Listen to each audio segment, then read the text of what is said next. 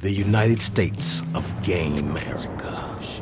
Spirits in the Machine, Chapter 1.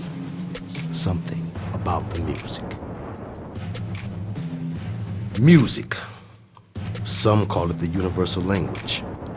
The OJs even said it was the healing voice of the world. It moves people.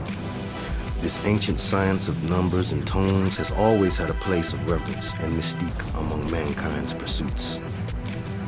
The Bible tells us that it was a descendant of Cain, by way of Enoch, Jubal, in Genesis 4:21, who first fashioned instruments for men. But research of the scriptures also tells us that the angel in charge of the music in heaven led a rebellion that caused him to be cast down into earth. I had heard these stories as a young guy and found them fascinating. Little did I know that these fantastic stories would become revealed later in life as aspects of a secret truth. When we listen to music, physiological, neurological, and metaphysical changes occur. Lil Jon's beats make you feel aggressive, violent, aka crunk. Sade's grooves lull you into a state of mellowness with the use of the blues. And Parliament Funkadelic combine rhythms, melodies, and pop culture references into a hypnotic force that compels youth to this day to dance. It makes us laugh, cry, remember, and forget. It is a science, an art, and a force. Its element is spirit, the fifth element. It is a sort of aeromancy or air magic that has no form or shape in the physical sense when heard.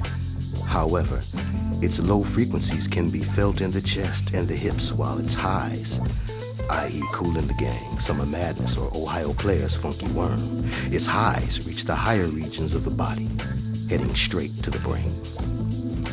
Football fans are treated to the ancient Roman practice of fight songs before the game, derived from orchestral compositions designed by high priests to unleash the energies that are good for warfare.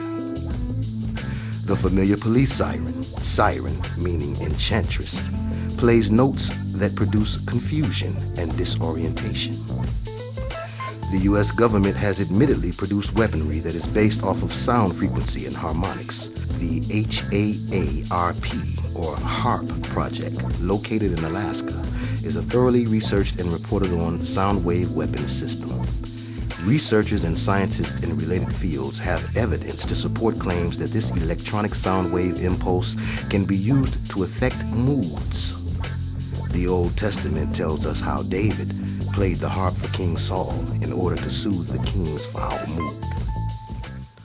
Music and mood change.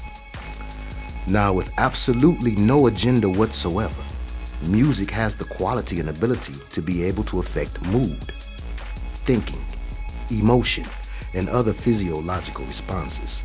Can we agree that this is a fact? Music is a power that can affect people consciously or unconsciously, voluntarily or involuntarily, and with or against your will. If this is true, then we must be able to trust those who wield its power best, our favorite musicians, producers, and label kings. But what if they were themselves being manipulated, made to influence you for someone else's benefit in order to get paid, live lavish, to be worshipped? I was not raised in the black church. Growing up in Detroit, it was rare that a mother offered her son total religious freedom, but it was this freedom that allowed me to search wherever my quest for divine truth led me. It was this freedom that gave me the curiosity and bravery to even seek out the facts about what Satanists and pagans believe. I sought to know thy enemy, if indeed there was one. And then, in the midst of my journey of spiritual discovery, came music. A part of my bloodline since long before my conception, I was born into a spiritual musical legacy. My mother was trained by the late great Mattie Moss Clark, her first aunt and music mentor. It was an exciting time during my preteen years, knowing my cousins were following after the footsteps of their mother and uncles Bill Moss and the Celestials. I somehow can recall a philosophical dilemma that was being constructed in the family, one that seemed to pit the old-time religion way of the saints against the new school zeal of the younger generation. Intuitively, I knew this struggle was also in my blood and would figure prominently as a theme in my life. But by the time I had turned 18, I had made up my mind. After a few well-received high school demos and being voted class leader 1991, I thought I was ready to take the music business by storm. I wanted to rap. I hadn't the slightest idea, however, that it would be I who would be taken by a storm. So now we shall attempt to tell the truth about the Illuminati in music without a lot of rehashing of a well-traveled story. We owe a lot to the warriors of this information age like Professor Griff, Fight the Good Fight Ministries, and YouTube's Forerunner 777 and One True Prophet. These teachers and preachers have opened up the eyes of the youth who are starving for the truth. The Baby, Lil Wayne, Satanic Connection, Eminem, Jay-Z, Kanye, Beyonce, Rihanna. Teens and tweens alike have Illuminati on the mind, thanks to rappers like Tupac taking the word from the shadows in which it grows and telling the hood about the other side of the game. Today's rap and R&B is a cesspool of mind control, each song driving society further and further into the ways of Lucifer disguised as trends. But what about the old school? Man, while taking a break from doing heavy-duty research with a colleague of mine, we needed a little time out of the rabbit hole to gather our thoughts and relax a bit. I had a great idea, I thought. Some good, cool, old school music. How relaxing it would be to listen to some smooth grooves, some Ashford and Simpson, Shaka, some whispers, and unwind for about 15 to 20 minutes or so. But none of that new school, funny bunny, homo thug loving undercover brother music of today. Yes, sir. I just need a dose of that good untainted melody. Good old 70s and 80s, the pure stuff.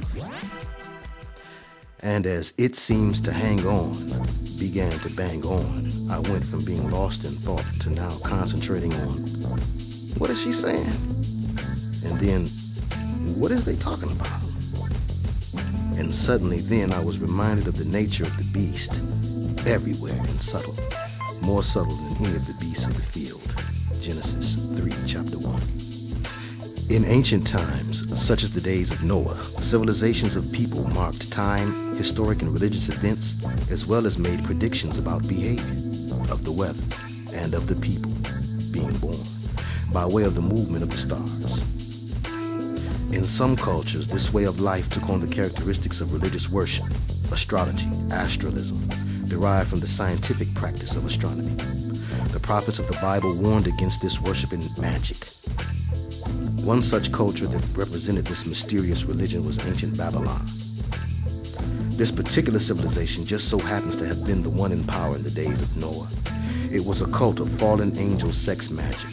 Think Genesis chapter 6. And instead of letting the teachings of Yahshua overtake their control over human souls, the Babylon power structure by way of Rome distorted many of his stories and teachings, reshaping them as if with a potter's wheel into what we know today as Christianity.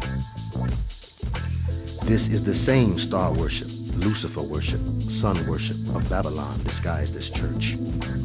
Even the big black churches secretly take orders from the Roman Catholic Church by way of the top Christian secret order, the Jesuits.